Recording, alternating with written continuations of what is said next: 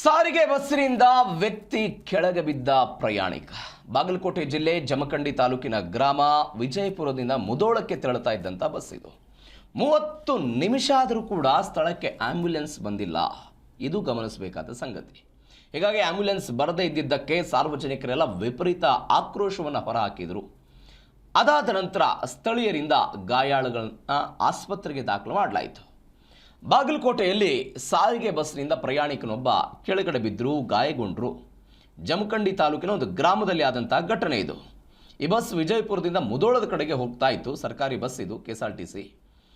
ಆ ಸಮಯದಲ್ಲಿ ಒಂದು ಅವಘಡ ಸಂಭವಿಸಿತು. ಅದಾದ ನಂತರ ಅಲ್ಲೇ ಇದ್ದಂಥ ಸ್ಥಳೀಯರು ಸಹ ಪ್ರಯಾಣಿಕರೆಲ್ಲ ಆ ವ್ಯಕ್ತಿನ ತುರ್ತು ಚಿಕಿತ್ಸೆಗೆ ಕಳಿಸಬೇಕು ಅಂತ ಆಂಬ್ಯುಲೆನ್ಸ್ ಕರೆಸಿದ್ರು.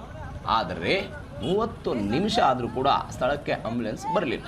ಹೀಗಾಗಿ ಸಾರ್ವಜನಿಕರೆಲ್ಲ ಹಿಡಿಶಾಪ ಹಾಕಿದ್ರು. ಆಂಬ್ಯುಲೆನ್ಸ್ ಇರೋದೇ ಎಮರ್ಜೆನ್ಸಿ ಕಾರಣಕ್ಕಾಗಿ. ತುರ್ತು ಏನಾದರೂ ಆದರೆ ತತ್ಕ್ಷಣವೇ ಅವರನ್ನು ಆಸ್ಪತ್ರೆಗೆ ಕರೆದುಕೊಂಡು ಹೋಗಬೇಕು ಅನ್ನೋ ಕಾರಣಕ್ಕಾಗಿ ಆ ವ್ಯವಸ್ಥೆ ಇರೋದು. ಆದರೆ 30 ನಿಮಿಷ ಆದರೂ ಕೂಡ ಬರಲಿಲ್ಲ. ಹೀಗಾಗಿ ಸ್ಥಳೀಯರೇ ಆ ವ್ಯಕ್ತಿಯನ್ನು ಆಸ್ಪತ್ರೆಗೆ ದಾಖಲಿಸಿದ್ದಾರೆ.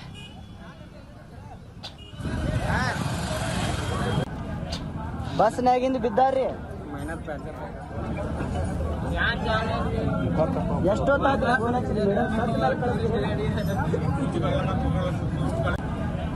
ಬಸ್ನಾಗಿಂದ ಬಿದ್ದಾರ್ರಿ.